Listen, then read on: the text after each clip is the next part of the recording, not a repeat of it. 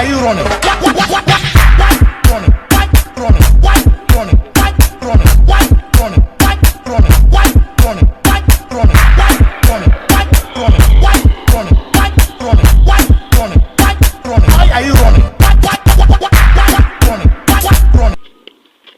No GCSE, no A level. You will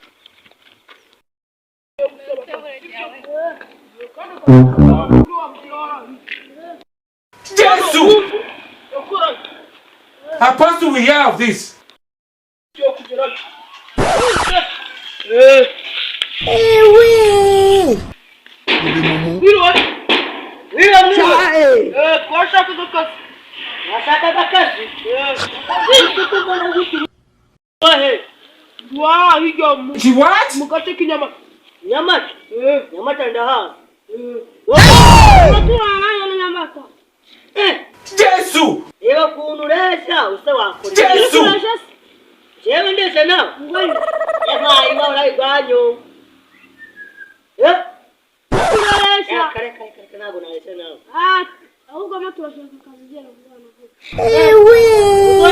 Jesus! Koza masahani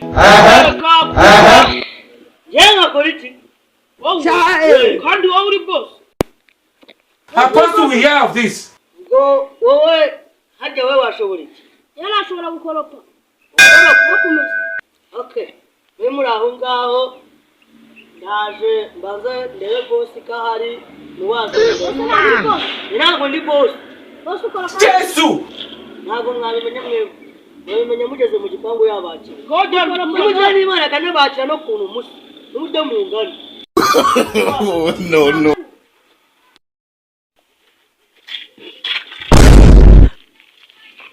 Bose abantu bari kugushaka. Jesus! Abantu bari kunshaka. Hello there. Wowe barashaka akazi. Akazi kakunaniye. Ntabwo kananiye. Ahubwo nagiraga ngo kubera njye nabagize umuntu kabahaye. Yewe ni ukuvuga ngo najya namara guteka koza ibyombo namara koza ibyombo tayari ubundi nkajya kuruhukira. Hanyuma aba bantu wewe uri kumbwira bazajya bakora iki? Hari ure mukuru yajya koropa yamara gukoropa n'akandi kana gato yabazananye ko kajya gakora muri toilette. Bakora muri toilette. Shaka gusa nyine wowe. Nimba hakaje wowe urahita utaha.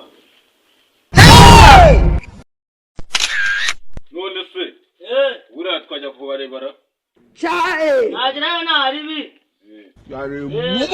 Twajya kubareba n'ibyifuzo byabo ariko njye ko nabonye bari bambaye ukuntu naho njye ngo urabyibonera. Bambaye nabi bambaye nk'abajuru. Urabyibonera rwose amaso arakwihera pe. Rero Tanzania abashura muri urugo rwanjye urumva? She what? Tanzania abashura muri urugo rwanjye ndahita nkwirukana nawe. Ndaba ubaza cyangwa n'Imana yabe bazanye.